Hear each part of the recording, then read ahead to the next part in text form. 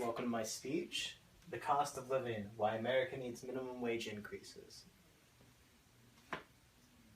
Minimum wage is a serious business, an all-encompassing topic when it comes to low-wage finances that over 16.5 million Americans hang the balance over it.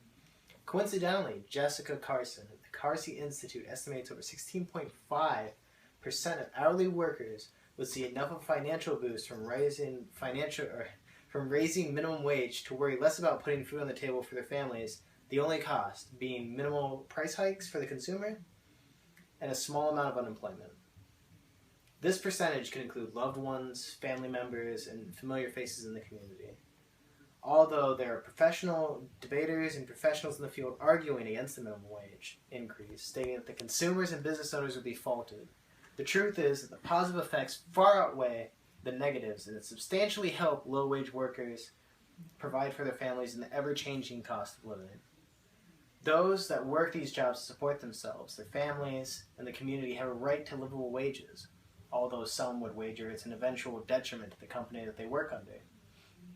And the demographics for those benefiting from wage increases are also atypical of the supposed that would benefit, such as accusing pointedly that minorities or teenagers would majorly benefit when it isn't the case and wouldn't matter if it was.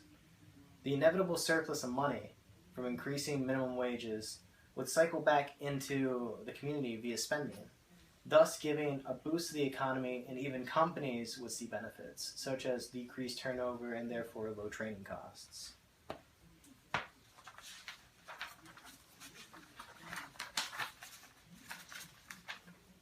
Alright, next with livable wages.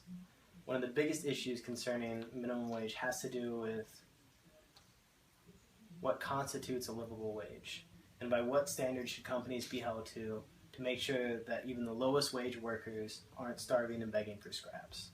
Minimum wage workers currently earn just that or even less than scraps, with a salary article by Shara Shemkis stating that employees working 40 hours a week would earn around $15,080 a yearly.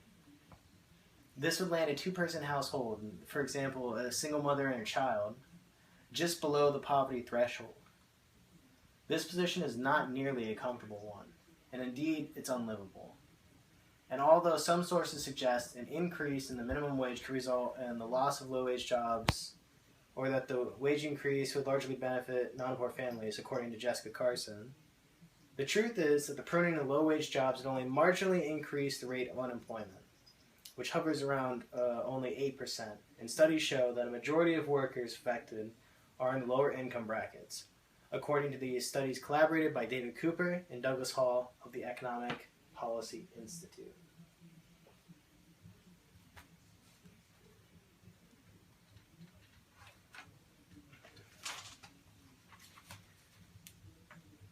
Next, the overarching issue of demographics and how poor the general knowledge is for whom would benefit.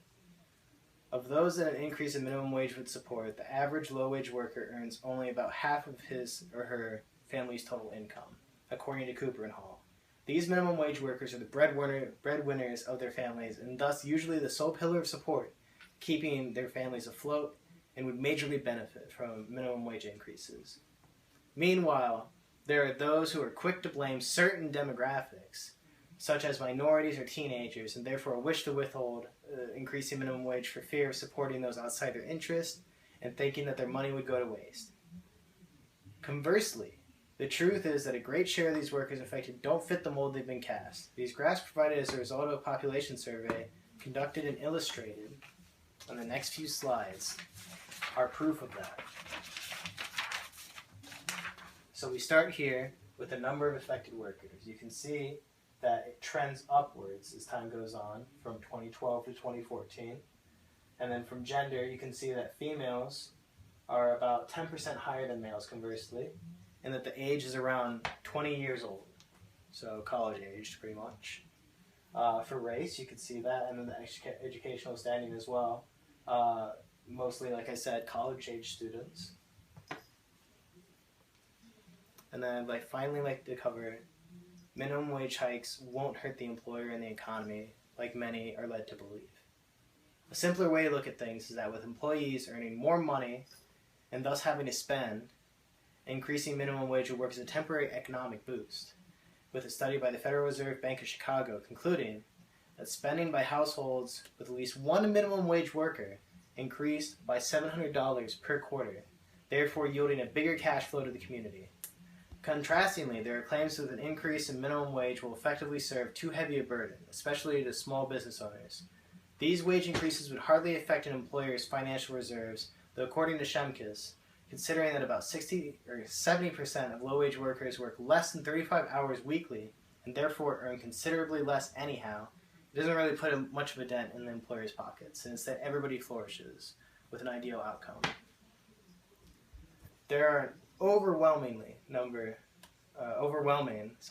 of studies done on either side of the minimum wage issue.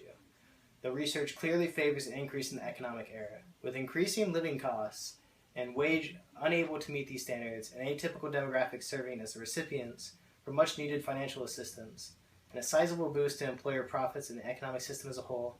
It's clear that the positive effects of increasing minimum wage far outweigh the negatives. And to end with a quote, individual commitment to a group effort, that is what makes teamwork, a company work, a society work, a civilization work. Said by Vince Lombardi. And that's the end of my presentation. Don't forget to pen.